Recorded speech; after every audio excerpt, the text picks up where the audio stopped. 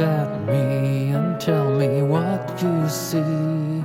I look at you and tell you what I feel.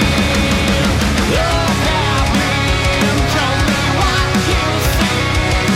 I look at you and tell you what I feel.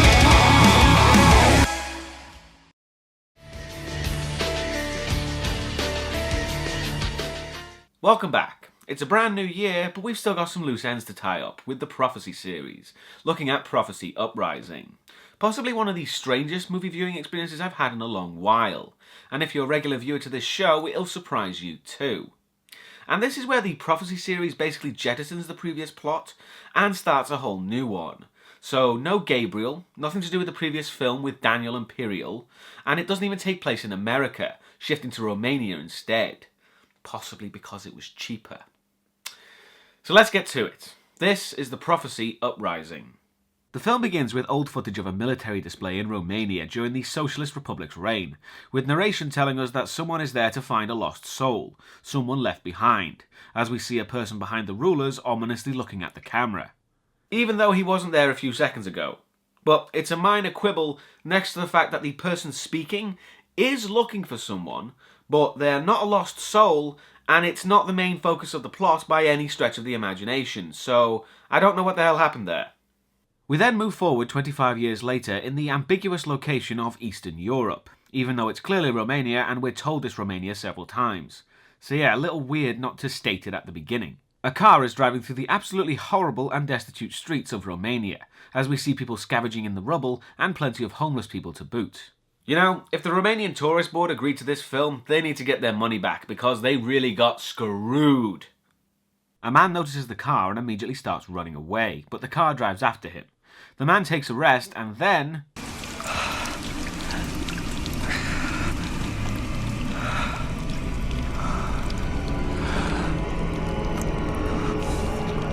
Uh-oh, I think the cameraman's losing consciousness. However, before he passes out, the man sees an angel statue looking down from above. Don't blink. Don't even blink. Blink and you're dead. But instead of that, the guy continues to run as it seems to be the predator watching him. The guy is run down by his pursuer, but that doesn't stop him, as the driver goes on foot. He reaches a church, but his pursuer grabs him, revealing our main character, played by the great actor Sean Pertwee. They talk, with Pertwee switching almost at random between Romanian and English, even though the guy only speaks Romanian, so I'm not surprised he's uncooperative when he can't understand Pertwee half the time. Pertwee wants money from the guy who's a drug dealer. It's revealed he's a cop, and he's going for the maverick, gruff cop approach, who gets the job done, but not exactly in the most moral of ways, which is emphasised by him pulling a knife on the guy. Pertwee does get all the money the guy owes him, and finishes the conversation by stabbing the guy in the neck. But he was just pretending for some good old intimidation. And after he leaves, we see someone is watching from a building. I gotta say that Sean Pertwee's character is supposed to be born Romanian, and although his accent is explained, it does feel a bit weird.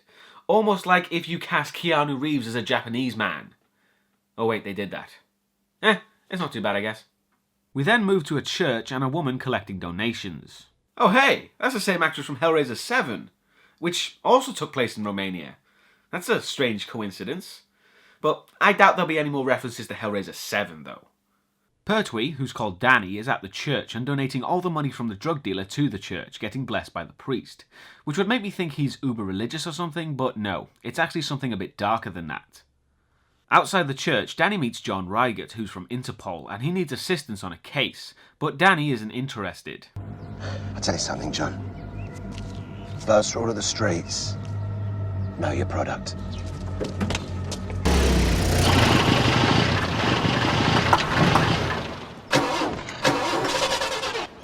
Yeah, not the greatest of badass exits, was it? Back at the church, the priest is leaving and the woman, Alison, is locking up. However, the priest drops his necklace and she goes to find him. But at the same time, the priest has gone into the basement of the church and opens up a tomb, pulling a very large book from inside it. The priest starts reading the book, and when he gets to the last page, the book starts writing itself, like a biblical never-ending story, with the priest wanting to know how the world ends.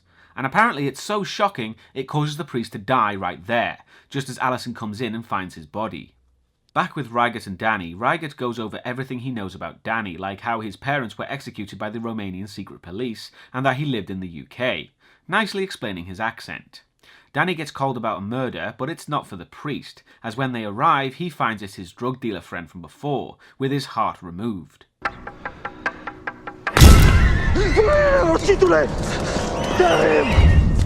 Well, that was freaking random, considering nothing like that ever happens again. I think you'll find that the heart went missing before he fell. How does he know that exactly? Because if I was a cop, that would seem pretty damn suspicious to me. Danny and Rygut go up the tower to look for evidence, and while they do, Danny is startled by 2 police officers. Hei, nu trage, suntem în biserică. Da. Cine partenerul tău? John Rygut, Interpol. And this is Valimariano Badila. But you can call us Lauren Hardy. Everybody else does. Holy crap!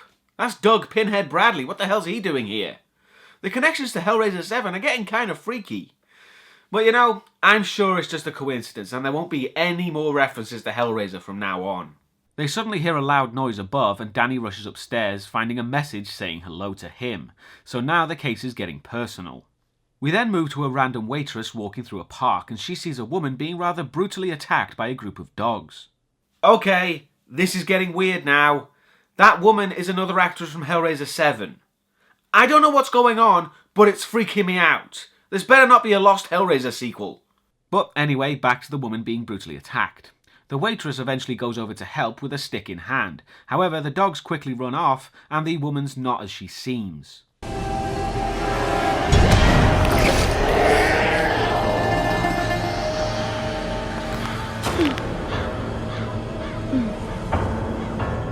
So we have some kind of possession thing going on here. It's certainly different from the previous films because demon-like things never really showed up. However, bit of a spoiler here, but this film isn't really about the war in heaven between the angels anymore. It's either no longer happening or the writers just forgot about it. Meaning this film loses what made the series plot interesting and becomes a much more generic affair. Danny is driving Rygut home, who reveals to Danny that he's been doing some research on him and the dead guy they found. Which again, considering they just found him, it's even more suspicious that Rygut has information on him.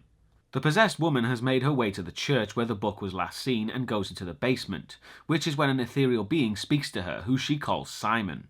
And yes, that would be the same Simon from the first film, the angel who was killed by Gabriel. Why they chose to bring back a thoroughly dead character who has no place in this film is beyond me. If they needed to bring back a good angel, what the hell was wrong with bringing back Gabriel? But it's clear this film takes itself way too seriously, and Gabriel is just too damn fun for that. Simon and the woman talk, with Simon revealing that the possessing creature is named Belial, who is another fallen angel similar to Lucifer. Belial is actually specifically mentioned in John Milton's Paradise Lost as a fallen angel, and the most lust-filled of all of them. And when Belial in the film talks to Simon, she mentions how having a body allows him, or her, to have lots of sex. So at least the filmmakers did their research. Belial goes to retrieve the book, called a lexicon, however she quickly comes back out as it's missing, and she blames Simon for interfering. Belial tries to get Simon to tell her where it is, but she's going to have to search herself. We then move to Alison's apartment. She took the book when she found the priest, and I don't think anyone else bothered to find him, so he's still dead in the basement of the church. Alison listens to a voicemail message from her mother telling her to keep taking her pills. However, Simon's voice instructs her to not shut him out when she needs him, but she takes her pills regardless. Because let's be honest, Simon's not really doing a good job of convincing her he's not some hallucinogenic delusion, and these silly CGI effects are just irritating. Simon tells Alison that Belial is on his way to get the book and she needs to leave before she finds her. Alison gets away just as Belial shows up, which is kind of odd, because if Belial can sense where the book is, why didn't she know it wasn't still in the church? That seems a bit contrived to say the least. Danny is still driving Rygut home and stopping to let him out as he lives just around the corner. However, Danny checks where he's gone and Rygut seems to have disappeared. And it doesn't help that Danny sees a homeless man who sliced his own fingers off with a tin can, saying the man in the black coat told him to. Danny calls the station to get Doug Bradley to check who Rygut really is. By now it should be fairly obvious that there's something up with Rygut and he may not be who he says he is. Which, if he's an angel, then that's very different to the way angels we've seen before act. From Gabriel to Lucifer to Zophiel, all of them really didn't give a shit what humans thought, and didn't see a need to hide amongst them. Which, for me, really affects the tone of this film, with it feeling even less connected to the series. At the station, Reiget is waiting for Danny and being generally creepy with his constant unblinking stare, which doesn't stop even when Danny comes down to his office. The two continue their investigation as they go to another murder scene of the woman we saw being attacked by dogs, also with her heart removed, and just to be dramatic it seems, she had her teeth filed into fangs as well. Back with Belial, she goes to the church looking for the priest who died, and there's a woman there preparing everything for his funeral. So he wasn't forgotten by the characters, just the plot. Belial asks how the woman can stand being around death, with her telling her that she's giving comfort to people, so Belial decides to kill her for it. Well, here, have a taste of that better place, Gloria.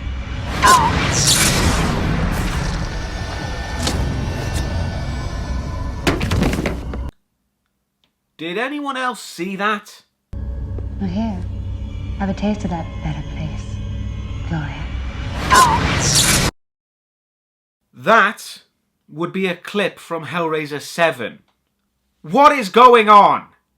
This film is more of a sequel to Hellraiser than the bloody Prophecy, and I have done extensive research and I can't find a reason why they use that clip. It's as random as it seems, and it seems specifically designed to confuse the fuck out of me. After that fucking weirdness, Belial then goes into the morgue finding the dead priest and licking his eyeball, to find out that he had the book, which was already known, so it's just a callback to Prophecy 3. The coroner shows up and it's time for Belial to get a new body, even though there's no particular reason to change except boredom. And after Belial kisses the guy, the woman is now dead and he has her heart. Back at the station, Danny asks online if anyone has encountered a body that has its heart removed, and he gets an answer of yes from someone called Joseph, which is a clever reference to the coroner from the last 3 films, so we can assume that he's doing what he does best, giving the main characters exposition, as he tells Danny that with the heart removed, the body can't be inhabited by angels. But because this is the only time we've ever seen an angel use a human's body, it doesn't really explain why the coroner would know why the heart is removed. He's only ever seen heartless angel corpses after all. So it's just tangential connections to the series in a movie that feels separate from it. Joseph signs off mid-questioning and Reiget appears behind Danny to scare the shit out of him. He asks Danny if he can give him a lift home, which he does despite having nothing but disdain for the guy. Danny drives Reiget home following his directions and they reach a disused building, telling Danny to bring a crowbar as they break in.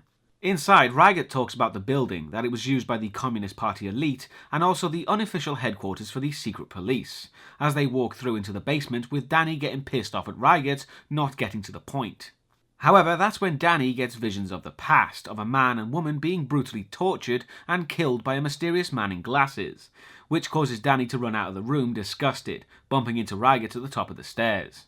Reiget knows a surprising amount of what Danny saw as he talks about Danny's past, that the people being tortured were his parents after Danny, as a child, identified them as enemies of the state to the Securitate. But Reiget also mentions Danny's lost sister, who was taken by a nurse as she cut her face and was taken out of the country. Now, it's hard to argue that Danny did nothing wrong. However, the kind of propaganda a child would be subjected to, and how impressionable they would be, means that it's possible he didn't know what he was doing, and it was just a child obeying the rules. Of course, the blank stare of a serial killer doesn't really help his case. The next day, Alison talks to a friend at a restaurant, telling him about the book she found that was writing itself, and when she shows him it, he recognises the book and what it means. He explains about how Revelations isn't the last chapter of the Bible, as it's incomplete, and the prophet's lexicon is what will complete it, and whoever holds the book, in this case Alison, holds the fate of humanity in their hands. But despite the massive dramatic statements, the guy needs to take care of his bleeding nose. While Alison waits, Simon talks to her again, telling her she needs to leave because Belial is close. And in the bathroom, the priest's coroner is now dead, and Alison's friend is now Belial, having lost his Romanian accent. I guess fallen angels are British.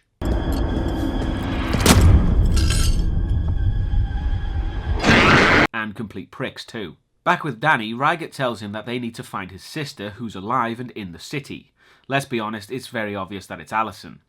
Danny tells Reiget to piss off as he's tired of his nonsense, but he just continues to follow Danny, and that's when he gets a call from Doug Bradley as he's found records of Reiget, and one of the photos dates back to when Danny was a child. And that's when Reiget finally reveals who he is to Danny, and it's honestly not what I expected, because he is an angel, but not just any angel, he's Satan himself. Yeah, Reiget is the same Satan from the first movie. However, as we've seen, he's nowhere near as interesting or well acted as Viggo Mortensen's Lucifer was. And that's another thing. In this film he's called Satan, whereas in all the other films he's been called Lucifer. And technically, Lucifer and Satan aren't the same entity, but here they are. Which is a shame, because honestly that would have made the film a bit more interesting if they were different entities. At the station, Reiget's coming clean with everything, saying that he was the one who killed Danny's drug dealer to get his attention, and make him feel personally involved in the case. But that's the only person he's killed, because, you know, that makes it better. Before Danny can beat the hell out of Reiget, Laurel and Hardy turn up again as they've arrested the vessel of Belial, who's willing to confess to the coroner's murder. But he'll only speak to Reiget alone. And in the interrogation room, Reiget and Belial just stare at each other for a while until Belial just openly reveals his plan to find Allison and the book, looking through the window while talking about Danny. So Belial openly admitting he's not of this earth and talking about his plan would make me think, what was the point of the human body disguise then? And don't say it's because he can do things in a human body that an angel body can't. Because although that might be hinted at in this movie, it's bollocks. Because Gabriel had no bloody problem. Reiget, or Satan, or Lucifer, you know there is such thing as having too many names. He tries to get Belial to come back to his side. He's meant to be part of his army after all. But he's not really interested in that. And while talking, Belial starts having a rather violent seizure, disgustingly vomiting all over the place, until the Belial creature itself exits his mouth, smashing into the mirrored window. It would seem the film thinks that Belial is a fallen angel, but also a demon, as in an evil winged creature. Which is disappointing because angels are interesting and relatable. You can't relate to a stupid Stargate Goa'uld ripoff. In the main room of the station, Doug Bradley is wandering off, now with a British accent and using his pinhead style of speaking. So we know he's now Belial. His partner, Hardy, insists on following him. You need to understand that if you haven't stopped following me by the time I get to the top of these stairs, I'm going to have to put a bullet through your head. What the hell is wrong with you? That's someone who doesn't take threats seriously.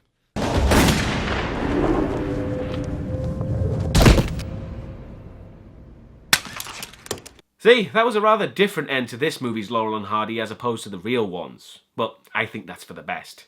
Allison is in a hotel room talking to a friend, and as she does, she starts doodling. And when she finishes talking, she finds she's drawn...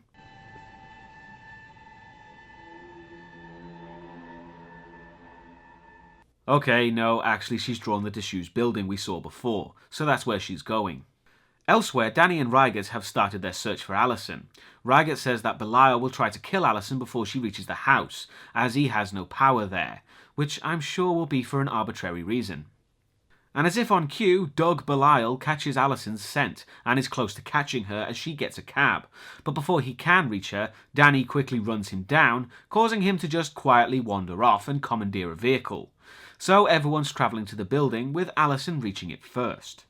Allison gets inside, and in the main room she starts having visions of the place during the revolution, with all the officials burning files, and the same man in glasses who, for some reason, beats the guy in charge to death and starts shooting everyone in the room, just as people storm the place getting gunned down, and then the man shoots himself. Now, as you'd expect, I'm not particularly well versed in Romanian history, so I did need to do a bit of research here. And I'm not sure if it was intentional or just coincidence, but Allison's vision does align with history quite well. At the end of the Communist Party's reign, the headquarters were stormed by rebels, resulting in a bloodbath, and the leader ended up shooting himself in the head. This was just a quick bit of research, but at a cursory glance, it does seem the film is quite accurate to history, which is commendable, really. After her vision, Danny and Reiget show up to confront Allison, and Bradley Belial appears as well, so all the players are here. Belial talked to Satan, recalling the first war between heaven and hell, and how no matter how hard they fell, he stood by his side fighting against heaven. However, now the sides have become a bit more blurred. He wishes to make hell the evil it was, so you can tell the difference between the sides again. Which is a fairly decent bit of motivation for Belial. He's sick of the ambiguity, and he just wants it back the way it was before, which is understandable, and a pretty good idea for a villain. However, there's only 10 minutes left in the film, so it's pretty fucking late to start getting interesting, frankly. So let's finish it. Belial tells Alison that Danny is her brother, who she begins to remember, but also what he did. Danny tries apologising, but she can't forgive him, which is all he's ever wanted. Alison says she doesn't know him, and then Belial and Satan make their cases. Satan tells her to keep the book from him, and Belial threatens her with death. Satan tells her that he can't do anything thanks to arbitrary reasons, and she tries to leave, but Satan informs her that it's only in the building where he can protect her, so she's in quite the quandary. But Danny has another idea, which is shoot Belial in the head, and when he dies he'll shoot himself to stop Belial taking his body, so he's not completely stupid. Belial says he won't shoot and runs at Danny, getting shot in the head for his troubles.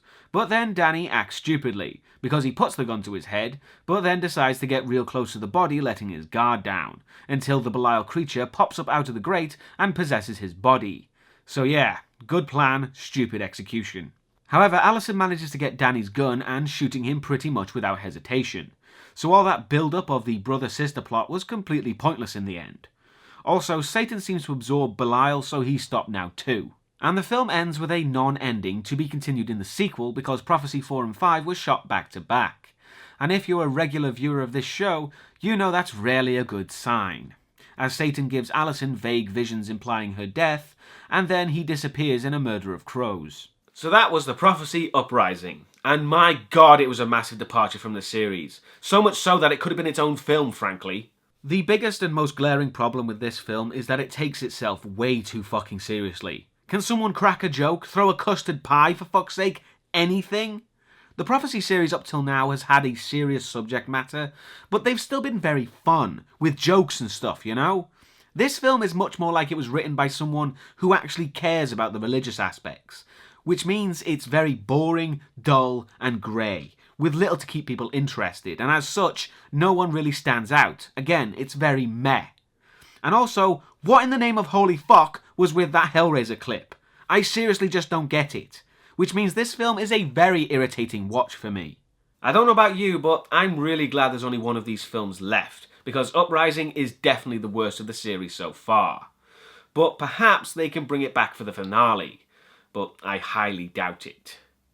See you next time.